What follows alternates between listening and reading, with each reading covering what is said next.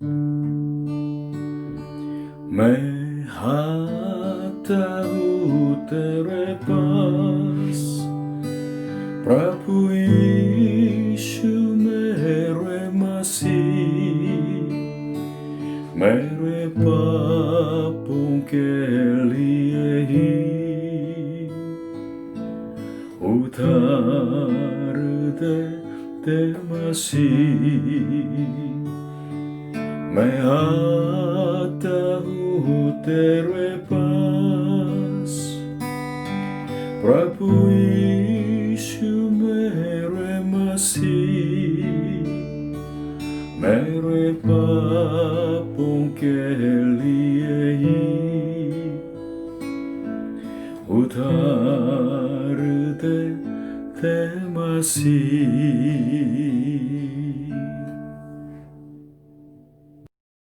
Hallelujah, जय मसीह की सबको। कोरोना वायरस की वजह से मुझे कुछ पैसा सरकार से मिला था, तो सोचा क्या करेंगे इससे। मैंने नया सूट को खरीद लिया। जब नया सूट आ गया तो जो पुराना जो वारसा मेरा नहीं था, वो पुराना सूट मैंने बिल्कुल फेंक दिया था। जब दिल्ली में रहते थे तो 45 सेल्सियस के ऊपर था, इसलिए जब बाहर से आता था तो कपड़े चेंज करना पड़ता था, शावर करना पड़ता था। बहुत बदबू, बहुत पसीना आते थे, इसलिए मेरी आदत बन गई थी।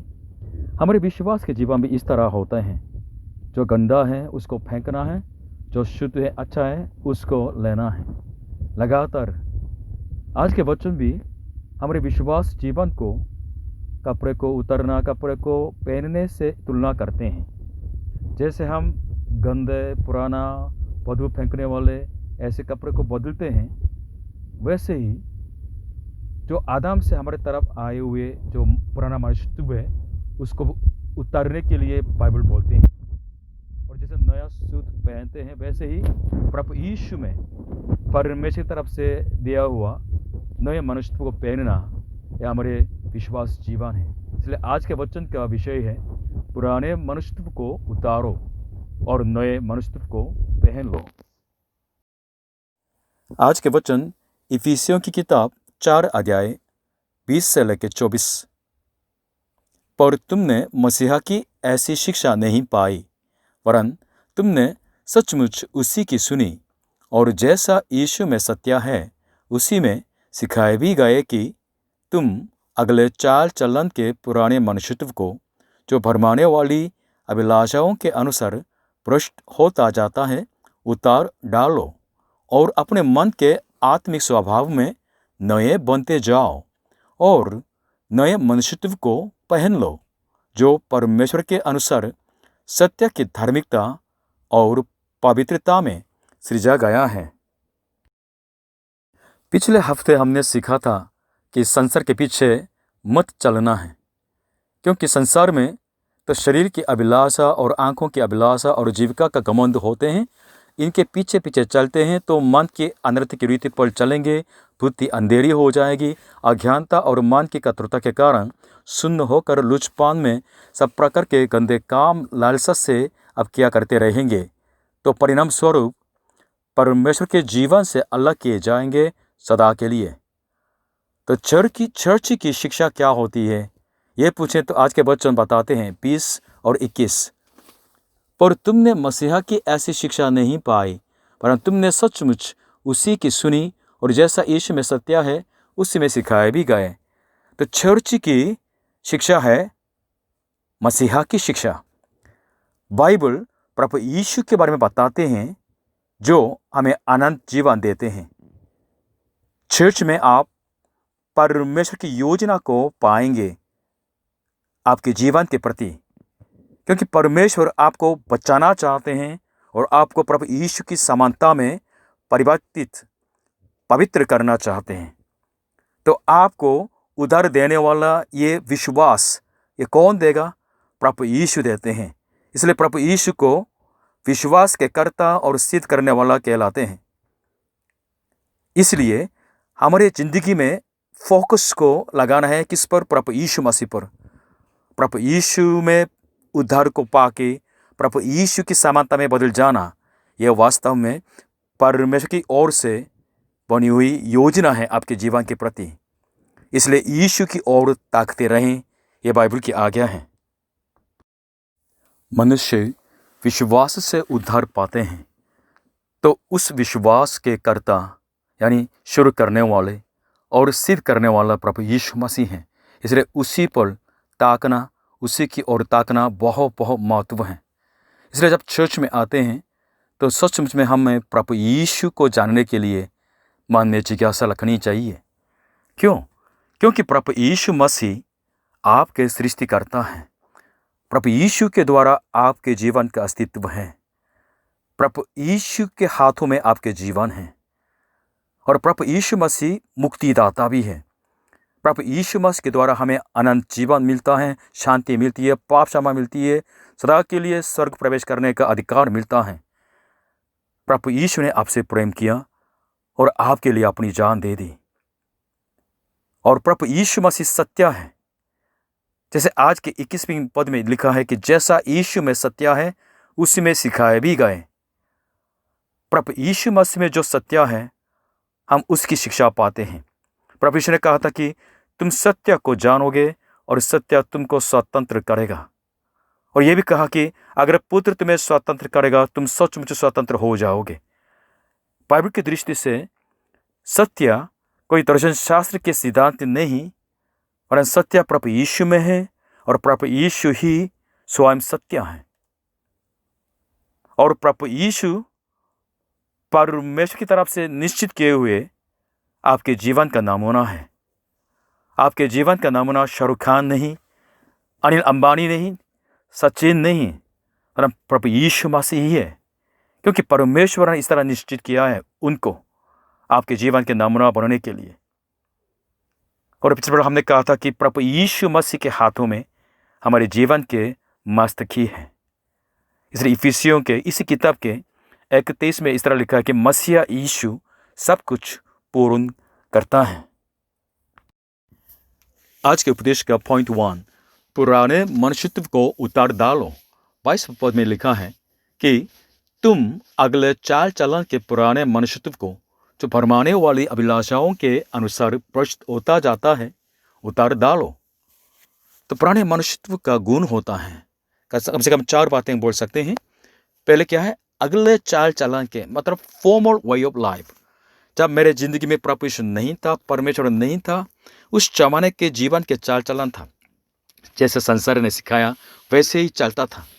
मेरी सफलता, मेरी महिमा, मेरी संपत्ति, ये सब कुछ थी और मेरा आनंद बस इसके पीछे में चलता था। मेरा जिंदगी का जो केंद्र मैं था, इसलिए अपनी मर्जी से जीता था। परिणाम स्वरूप पाप, शरीर और संसार और शैतान के दास बन चुके हैं। दूसरा, जो भरमाने वाली डिसीफुल, धोखा देने की बात है, धोखा से भरा हुआ है। प्रभु यीशु को पाने के बाद मेरे को ये लगा कि मैंने धोखा खाया। प्रभु यीशु को चाहने से पहले कि मेरे जीवन के बारे में मेरा परिभाषा है, दावरी के बारे में, इंडिया के दहेज के बारे में क्या है। परंपरा के नाम से हम धोखा देते हैं, स्त्री के मूल्य को बिल्कुल तुच्छ समझते हैं, पैसों के द्वारा गिनते हैं, और जिस परमेश्वर ने स्त्री को बनाया उसकी निंदा करते हैं। शैतान झूठ का पिता है, इसलिए संसार को भी धोखा देता है। और तीसरा, अभिलाषाओं के अनुसार, डिजायर। याकूब 1:15 में लिखा है, फिर अभिलाषा गर्भवती होकर पाप को जनती है और पाप जब बढ़ जाता है तो मृत्यु को उत्पन्न करता है। आपके अंदर, मेरे अंदर पाप छिपा हुआ है, पाप बसा हुआ है, वास्तव में हमको भ्रष्ट करता है। और चौथा, भ्रष्ट होता जाता है, इस बीइंग करप्टेड। जितना मेरे अंदर झूठ, लालच और पाप बढ़ जाता है तो मेरा चरित्र बिल्कुल बिगड़ने लगता है। इसलिए रोमियो 7:24 में लिखा है, मैं कैसा अभागा मनुष्य हूं, मुझे इस मृत्यु की देह से कौन छुड़ाएगा। अपने असली रूप को आप जानना चाहते हैं, अगर जान जाएंगे तो आपके उद्धार ज़्यादा दूर नहीं है। तो कैसे आप जान सकते हैं? बाइबल पढ़िएगा तो आपके रूप दिखाई देगा। पॉइंट 2, मन के आत्मिक स्वभाव में नए बनते जाओ। 23 पद में लिखा है, और अपने मन के आत्मिक स्वभाव में नए बनते जाओ। जब परमेश्वर यस बोलते हैं, मनुष्य नो बोलते हैं। जब परमेश्वर नो बोलते हैं तो मनुष्य यस बोलते हैं। ये हमारी गड़बड़ी है। क्यों इतना गड़बड़ है? क्योंकि मनुष्य के दिल में सत्य नहीं है। इसे जब परमेश्वर पाप कहते हैं, मनुष्य उसको पवित्र समझते हैं, प्यार करते हैं। इसलिए मन में नए हो जाने का मतलब क्या होता है? वो ये है कि पुरानी आदत से और लगाव से, आकर्षण से और एडिक्शन से स्वतंत्र होना, और इस दुनिया के झूठ को, दुनिया के विरसता को समझते हुए घृणा करना और सत्य के पीछे चलना, ये मन के नए हो जाने का मतलब होता है। हम कैसे मन में नए हो सकते हैं? पहले यह है कि परमेश्वर का भय मानना है। वही आत्मा सचमुच में अपनी मन की रक्षा कर सकते हैं और अपने को परखने वाला परमेश्वर के सामने आज़ादी के साथ जी सकते हैं। नीति वचन 4:23 में लिखा है, सबसे अधिक अपने मन की रक्षा कर, क्योंकि जीवन का मूल स्रोत वही है। दूसरा, परमेश्वर के वचन के द्वारा अपने पुरुषता को परखना है। तीसरा, वास्तव में चाल चलन में परमेश्वर के वचन के आधार पर अपने मनोवृत्ति को निश्चित करना है। Attitude is everything. मनोवृत्ति सब कुछ है। परमेश्वर हमारे व्यापार को देखते हैं, हमारी बातों को सुनते हैं, हमारी छिपी हुई बातों को जो मन में है उसको भी जानते हैं। हम मनुष्य को धोखा दे सकते, लेकिन परमेश्वर को धोखा नहीं दे पाते हैं। हम एक दिन जरूर उनके सिंहासन के सामने, न्यायासन के सामने खड़े हो जाएंगे। इस बात को याद करें। जो परमेश्वर बोलते हैं उसको अपने जीवन में लागू करने के लिए निश्चित करना, यह वास्तव में स्वभाव में नए हो जाने का मतलब होता है। दिल से नया हो जाने हैं और आत्मा में नया हो जाना है। पॉइंट 3, नए मनुष्यत्व को पहन लो। 24 पद में लिखा है, और नए मनुष्यत्व को पहन लो जो परमेश्वर के अनुसार सत्य की धार्मिकता और पवित्रता में सृजा गया है। नए मनुष्यत्व का गुण क्या है? इस पद में 3 बातें लिखी हैं। पहले, परमेश्वर के अनुसार, created to be like God. अच्छे दोस्त की संगति में रहेंगे अच्छे हो जाते हैं, बुरे के संगति में रहेंगे तो बुरे हो जाते हैं और नाश भी हो सकते हैं। परमेश्वर के साथ भी सच्चे हैं। जब हम बाइबल को पढ़ते हैं, मनन करते हैं, प्रभु यीशु के संग संग चलते हैं, तो प्रभु यीशु को ताकते ताकते हम परमेश्वर को भी देखेंगे और परमेश्वर के चरित्र का गुण हमारे अंदर आ जाएंगे। यही है हमारा नए मनुष्यत्व। और दूसरी बात, सत्य की धार्मिकता, इन ट्रू राइचियसनेस। 2 तरह की धार्मिकता होती है। एक तरफ मनुष्य की धार्मिकता और दूसरा परमेश्वर की धार्मिकता। अधिक से अधिक धर्म, रिलीजन सिखाते हैं मनुष्य के लिए अपने स्वयं धार्मिक बन जाओ, अपनी धार्मिकता बना लो ताकि तुम उद्धार पा सके, इसलिए कर्म पर जोर देते हैं। लेकिन बाइबल बताती है मनुष्य की जो धार्मिकता मैले चित्रों के समान गंदा है, इसलिए उससे मनुष्य बच नहीं सकता। बाइबल क्या बताती है? बाइबल परमेश्वर की एक धार्मिकता के बारे में बताते हैं जो प्रभु यीशु मसीह में है। जो लोग प्रभु यीशु पर विश्वास करते हैं, जितना गंभीर पाप ही क्यों न हो, परमेश्वर के सामने धर्मी ठहराए जाते हैं। ये धार्मिकता स्वर्ग से आती है। प्रभु यीशु मसीह जो स्वर्ग से हैं, स्वयं सत्य है, उसमें पाई जाती है, इसलिए इसको सत्य की धार्मिकता कहते हैं। सत्य की धार्मिकता में जो बने हुए नए मनुष्यत्व को पहनने का मतलब क्या है? वो जीवन कैसा है? वो जीवन ये है कि जो सत्य से स्वतंत्र हो जाते हैं, सत्य से प्रेम करते हैं, सत्य से आनंदित होते हैं और सत्य की राह पर चलते हैं। तीसरा, पवित्रता, एंड इन होलीनेस। परमेश्वर पवित्र है। उसने कहा कि जैसा मैं पवित्र हूँ तुम भी पवित्र बनो। पवित्रता का मतलब है पाप से घृणा करना और परमेश्वर की धार्मिकता से प्यार करना। पवित्रता का मतलब ये नहीं कि और रिलीजियस बनो और धार्मिक बनो, वो नहीं है। पवित्रता का मतलब है अलगपन। आपके मन से, वाचा, कर्म, सांसारिकता से अलग होना है। पवित्रता वास्तव में अपने को परमेश्वर के लिए विशेष तौर से अलग करके सौंपना है। पवित्रता परमेश्वर की इच्छा पर चलना है, आज्ञाकारिता है।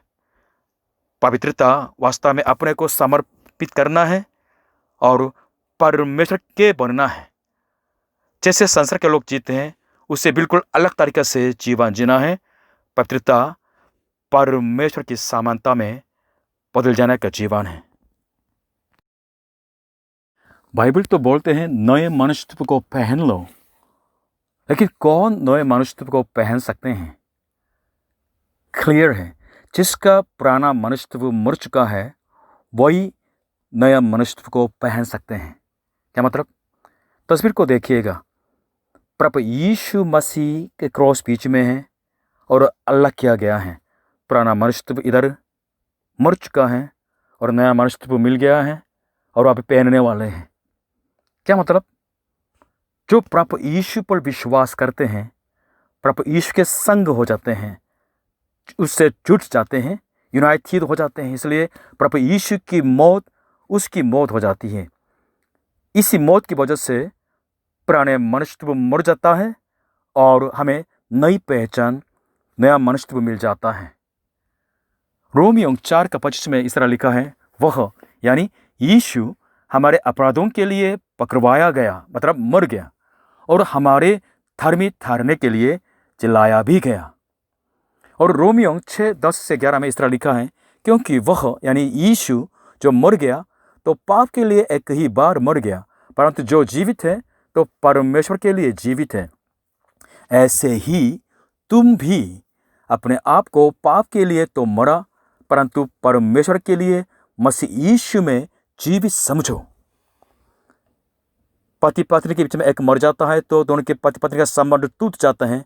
इस तरह अगर हम प्रभु यीशु पर विश्वास करते हैं, प्रभु यीशु के साथ मरते हैं आत्मिक तौर से, इसलिए हमारे पुराने मनुष्यत्व की मौत हो जाती है और कोई संसार से लेना देना नहीं है, कोई शैतान से लेना देना नहीं है, बिल्कुल आज़ाद हो जाते हैं।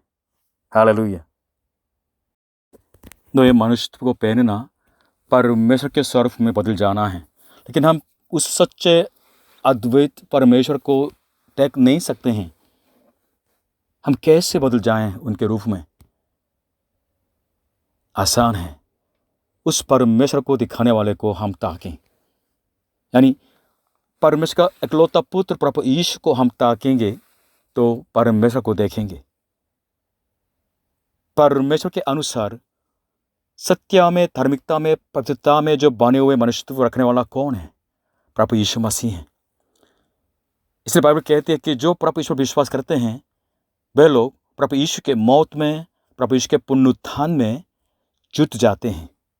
रोमियो 6:5 में लिखा है, क्योंकि यदि हम उसकी मृत्यु की समानता में उसके साथ जुट गए हैं तो निश्चय उसके जी उठने की समानता में भी जुट जाएंगे। हालेलुया। इसलिए जो प्रभु यीशु पर विश्वास करके बपतिस्मा लेते हैं तो उनको कहते हैं प्रभु यीशु मसीह को पहनने वाले। गलातियों की 3:26-27 में लिखा है कि क्योंकि तुम सब उस विश्वास करने के द्वारा जो मसीह यीशु पर हैं परमेश्वर की संतान हो, और तुम में से जितनों ने मसीहा में बपतिस्मा लिया है उन्होंने मसीहा को पहन लिया है। सुनिए, तुम में से जितनों ने मसीहा में बपतिस्मा लिया है उन्होंने मसीहा को पहन लिया है। अभी क्लियर हो गया है। जो प्रभु यीशु पर विश्वास करते हैं प्रभु यीशु के साथ जुट जाते हैं, और जो प्रभु यीशु के साथ जुट जाते हैं तो उन्होंने प्रभु यीशु को पहन लिया है। हालेलुया। इसलिए आज के जो सवाल स्पष्ट हो जाता है, प्रभु यीशु को पहनना वास्तव में नए मनुष्यत्व को पहनना है। रोमियो 13:14 में लिखा है, परंतु प्रभु यीशु मसीह को पहन लो और शरीर की अभिलाषाओं को पूरा करने का उपाय न करो। आज के वचन में स्पष्ट है कि हमें नए मनुष्यत्व को पहनना है, लेकिन रोमियो 13:14 में इस तरह लिखा है कि हमें प्रभु यीशु मसीह को पहनना है, और गलातियों में ये लिखा है कि हम पहन चुके हैं। हालेलुया। इसलिए जो प्रभु यीशु पर विश्वास करते हैं वे मसीह यीशु को पहन लिया है, और उनको प्रभु यीशु को पहनना है जीवन के चल चलन में। हालेलुया। प्रभु यीशु मसीह सच्चाई और धार्मिकता और पवित्रता में हमारे नमूना है। प्रभु यीशु के मनोवृत्ति को रखें और उनके गुणों को अपनाएं, और उनके पीछे पीछे चलें। प्रभु आपको आशीष दें। हालेलुया।